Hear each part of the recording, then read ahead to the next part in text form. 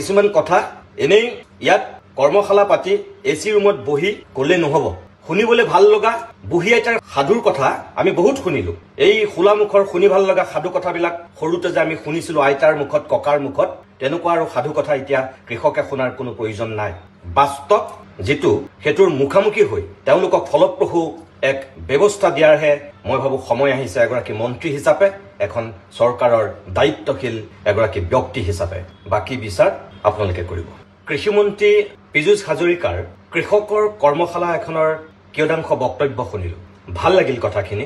তেখেতক তাৰ কাৰণে ধন্যবাদ জনাইছো।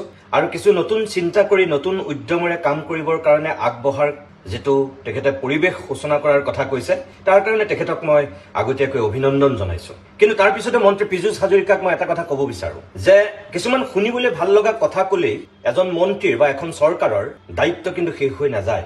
আপুনি খবৰ ৰাখিছেনে নাই মই নাজানো। আপোনাক কেইটামান কথা কোৱাৰ প্ৰয়োজন বোধ কৰি পেলাই মই দৃষ্টিগোচৰ কৰি এই কথাকেইটা কৈছো। আপুনি কৈছে যে তেজপুৰৰ লিচুৱে বিঘাই প্ৰতি 15 লাখ টকাকৈ এজন কৃষকে উপাৰ্জন কৰিবলৈ সক্ষম হৈছে। ষ্ট্ৰবেৰী খেতি কৰি বিঘাই প্ৰতি 2.5 লাখ টকা এজন কৃষকে লাভ কৰিবলৈ সক্ষম হৈছে। আপুনি ধান খেতিৰ উপৰিও উদ্যান শস্যৰ গুৰুত্বৰ কথা কৃষকসকলৰ আগত সদৰি কৰিছে।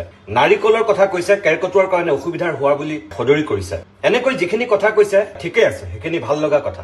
কিন্তু আপুনি গম পায়নে যে আপোনালোকৰ চৰকাৰৰ দিনতেই জাতীয় ফল হিচাপে ঘোষণা কৰা অসমৰ কাজি নেমুৰ কৃষকসকলৰ বৰ্তমানৰ অৱস্থাটো কেনেকুৱা?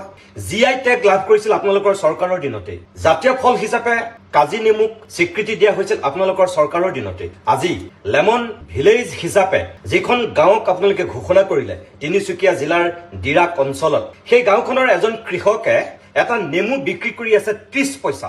30 পইচাত এটা নেমু আজি বিক্ৰী হৈ আছে। যি নেমু চিঙে তেওঁলোকে লাভ কৰে তাত 20 পইচা। অৰ্থাৎ এটা নেমুৰ দাম 50 পইচা এজন কৃষকে পায়, তাৰে তেওঁলৈ থাকে 30 পইচাহে। আজি উচিত মূল্য নোপোৱাৰ কাৰণে এই GI টেগ পোৱা জাতীয় ফল হিচাপে ঘোষণা কৰা কাজি নেমু নদীত হাজাৰ হাজাৰ উটুৱাই দিব লগা হৈছে এই লেমন ভিলেজৰ কৃষকসকলে। আটাইতকৈ অসমৰ সৰ্ববৃহৎ নেমু উৎপাদন হোৱা সেই অঞ্চলটোৰ কৃষকসকলৰ যিটো দুৰৱস্থা, এজন কৃষিমন্ত্ৰী হিচাপে আপুনি খবৰ ৰাখিছেনে? সোধক, তালৈ যাওক, এবাৰ চাওক তাত কি হৈ আছে। গতিকে কিছুমান কথা এনেই ইয়াত কৰ্মশালা পাতি এচি ৰুমত বহি ক'লে নহ'ব। শুনিবলৈ ভাল লগা বুঢ়ী আইতাৰ সাধুৰ কথা আমি বহুত শুনিলো। এই খোলা মুখৰ শুনি ভাল লগা সাধু কথাবিলাক সৰুতে যে আমি শুনিছিলো আইতাৰ মুখত, ককাৰ মুখত, তেনেকুৱা আৰু সাধু কথা এতিয়া কৃষকে শুনাৰ কোনো প্ৰয়োজন নাই। বাস্তৱ যিটো সেইটোৰ মুখামুখি হৈ তেওঁলোকক ফলপ্ৰসূ এক ব্যৱস্থা দিয়াৰহে মই ভাবো সময় আহিছে এগৰাকী মন্ত্ৰী হিচাপে, এখন চৰকাৰৰ দায়িত্বশীল এগৰাকী ব্যক্তি হিচাপে। বাকী বিচাৰ আপোনালোকে কৰিব। ধন্যবাদ।